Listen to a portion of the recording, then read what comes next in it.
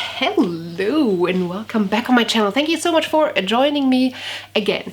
If you're new here, hi, my name is Cece and we do my wrap-up vlog style. I have lost a couple of clips, as I have already mentioned it during my March the 2nd wrap-up, because I do 2 wrap-ups every month because I read too much for one wrap-up.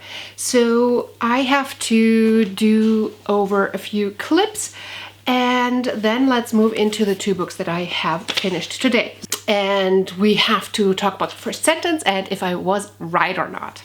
Let's start with 2 books. I'm just going to talk about both of them at the same time, and that is Artificial Condition and Rogue Protocol. Both of them are part of Martha Wells' Murderbot Diaries, and I love this series so much. I gave both books 5 stars. They're very quick reads because they're very short, and they are really fun on audiobook too. I can just sit down for an afternoon and listen to an audiobook and not get up. And I love the voice. Murderbot is an artificial intelligence. It's living in a society that has half bots, bot-like humanoids, and bots that are created for very specific services. And this bot has pretty much broken out of this and is trying to make it on its own and against laws. And it's just so good. I love the observations in artificial intelligence makes on humanity. I love the way that Murderbot is trying to find his way and how he relates to humans, how he is with his original, this is my task and this is what I'm doing now. And I love how he experiences media, and I just love this series so much. If you enjoy science fiction, you have to just try this. I love this series. I wish I would have still the 2 clips that I recorded right after reading it, because I think that I had a few more things and a few more details that I wanted to get into, but I forgot them because, hey, I recorded the wrap-up, so I did not need to remember them. But alas, here we are. The first 2 sentences were from Rogue Protocol. I have the worst luck with bot-driven transports. And the first sentence from Artificial Condition is, security bots don't care about the news. With both of these first sentences, you can really sense the type of humoristic writing style Martha Wells has. And that's just what I love. It's a lighthearted, humoristic, unique view on humanity, and it still entails social criticism, and I love this combination. Maybe that's what I love about the Wayfarer series as well. I don't know, but I love it. I gave both of them 5 out of 5 stars, and I predicted 5 out of 5 stars as well. So I was right, ladies and gentlemen. I was right. Let's move on to one of the books that I finished today, and that is Record of a Spaceborn Few by Becky Chambers. This is the Wayfarer series, and I'm just moving on to this one because I just mentioned it. I love this series too. We are in a futuristic setting where humans have pretty much destroyed Earth, or, well, Earth still exists, but humanity has used up all the resources and is now branching out into the universe. And we have a very diverse cast in terms of alien species. And what I love about the Wayfarer series is how unique perspectives are being brought into this as well. I always enjoy books a lot where some characters are bringing us a new view to the world, where our worldview is being challenged by an outsider looking in. And Becky Chambers does that really well throughout. What I also love about Becky Chambers' writing is that Becky is able to craft these very intimate relationships with the characters, and I really fall in love with all of the characters that she writes. And each book follows a different character, but there's some thread woven around, like, across all of the books, and they're tied together very loosely, but you do see the relation, and the overall feeling is the very same. On the first In the first book, we followed a crew on a spaceship with very specific jobs that are working together. The second book, we're following two beings on a planet, and in the third book, we are following very different characters on a space station. This gives me the same feeling like watching different Star Trek, you know? Like, this is the Deep Space Nine to the Star Trek original, which is the first book. And it still has the same kind of vibe, but it's a different cast. But they do have some relations to each other. And I just enjoy the writing style so much, and I enjoy that it feels hopeful and positive, and there's themes around humanity and around... There is social criticism in this, but in a very positive outlook kind of way, and I love the relationship between them. I love each and every character. I love how this book talks a lot. I feel like this book is heavily hitting on refugees and on this kind of taking strangers into our society kind of topic and theme. And oh, I can't wait to read the next one next month. So 5 out of 5 stars again, and I did predict 5 out of 5 stars. The first sentence was, "Mom, can I go see the stars?" And I don't think that the first sentence does this justice, but I did predict 5 out of 5 stars, and it was. The next 4-star prediction was Before Beauty. I read that as an ebook, and that is a buddy read that I did with Jeff. We actually read that during the live show, and if you are at all interested in this book, go watch the chats we had during the live show, because we dug into this book a little bit. I will not be going into a lot of review part because we will be filming a Free Book Friday for this as well. But let me say that I was heavily disappointed and I did not enjoy it that much, and I ended up giving it 2 out of 5 stars. And as I just mentioned, I predicted 4 out of 5 stars. The first sentence was, "Annika, I know you are here, son." I don't know why I predicted 4 stars. I shouldn't have. It's not good. The next 4-star prediction is The Last of the Friar Drakes. I also did a Free Book Friday for this one, and that is actually already up and live. So if you're interested in that book, just go and watch that. We talk about this book and the review of that book in much more depth than I can in this setting. Let me try and summarize it in 2 sentences. It could be an homage to Harry Potter in a very different world. It is leaning on a lot of ideas and a lot of character ideas from Harry Potter, but it's not telling the same story. It could be a very loose retelling of Harry Potter without necessarily really going into the same storyline, but being inspired from this character, being inspired from this element, being inspired from this element. It did not end up getting 5 out of 5 stars because I felt like it lacked a little bit in originality, but it was really, really enjoying read. The first sentence was, "Get up," said a familiar but thoroughly irritating voice, and I predicted 4 out of 5 stars, and it was a 4 out of 5 stars, so I was right again. Yep. The next 4-star prediction was Das Faultier bewegt sich wie Opa, which translated means the sloth moves like grandpa. This is a collection of kids' quotes that are just hilarious. I mentioned that before in my my first sentence prediction video that that's the last one that I talked about, and I knew which book it was because it was impossible to hide. And this is actually sitting on it's not sitting on my toilet, it is in my bathroom because it's the perfect toilet book, because it has these little quotes and you read to and you laugh and you're done. I found it a little bit annoying that between each quote, the author decided to have a few lines to guide you through the book, which were completely unnecessary. There was no benefit from these tiny bits and pieces. And then what I also got annoyed with is that at the end of each chapter is categorized in a certain like area of life. And then at the end of each chapter, there's like a 2 to 4 page help book for parents. And I'm like, I didn't know the target group was just for parents of young, like toddlers and stuff.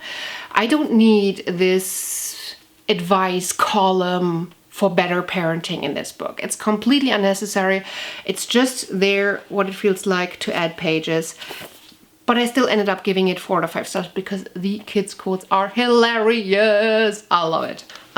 Yeah, the first sentence was, kids and idiots speak the truth because they do not fear the consequences, and I predicted 4 out of 5 stars, and I was right. The last book that I have finished today, and then we will hopefully go back into vlog style with the books that I'm going to finish until next week, is Hotel du Lac. And to be fair, I have not finished this. I gave this one up. I DNF'd it because I was just not feeling it. It has a very weird sense of time. I think that the author intentionally did not want us to know when this plays. It had a tiny bit of a Victorian feeling. It had a splash of feeling like it was written in the 50s. And then there's this heavy leaning on 80s. We're pretty much following this woman going to a hotel, and at the beginning of the story we don't know why she is fleeing to this hotel, and she meets a bunch of other women, and we have amazing themes of women and their shelf life and being defined through relationships, and it could be good, and I know that a lot of people love it, and I do understand it, but I don't think it was for me necessarily. I got annoyed by the women and how these women defined themselves through the relationships, and I just felt it wasn't timely. A lot of people seem to love the writing style, and I'm not sure if the translation maybe butchers the writing style, but I found the writing style to be really hard to get into, and I could not listen to it on audiobook. This is the Spilling Tea book club pick of this month, and we just had the Zoom meeting today, and a couple of people who are native English speakers did mention that they had a hard time getting into the writing style, but once they did, they loved it. But for the first, I don't know, bit where they had to get into it, they actually had to look up quite a few words, and this is coming from native speaking readers. So potentially this is a bigger piece to work at, and I'm not sure if the translation butchered it. I found it dull and dragging, and I got annoyed by the women, and it might have not been for me. It might have been the wrong medium. It might have been the wrong time in my life. While reading fun and fluffy and lighthearted and fast-paced things, I had to DNF it, and I'm not going to rate it because there's nothing. I didn't DNF it because there was something wrong with the book. I DNF'd it because of my mood and because I wasn't feeling it, and that is when I'm not rating it, because I don't think it's fair if I didn't finish it to rate it. If I didn't finish it because there was something wrong that I want to warn people about, then I'm going to rate it. Okay, so yeah, I sadly DNF'd this, but a lot of people love it, so it's me. It's not the book, it's me. But the first sentence was, from the window, all that could be seen was a receding area of gray, and I predicted it 2.5 stars, so I probably already predicted that the writing is not for me. I finished The Watchmaker's Daughter, which is a book that I have read for the Free Book Friday, so you will get a more elaborate review watching that episode. I did enjoy it for the most part. I think that it had really fun elements, but overall I also was a little bit conflicted about it starting to drag in a way. I just felt like it went on and on and on, and I just got bored. But I'm not sure if it was me just getting bored or if there were actually things with the book that were a little bit faulty. I might have to think about it. I am between 3 and 4 stars. I think it has the potential to be a 4-star, and I don't know why I got bored. I don't know if it is objective reason why I got bored, and if there's a flaw to the book that I got bored, or if it's my mood. So I can't necessarily tell, and I don't know why is this so dark. Maybe it's not as dark when I, like, this seems very bright, but this seems dark, and this seems dark. What do I have a ring light for? Anyways, I will get into more detail in the Free Book Friday.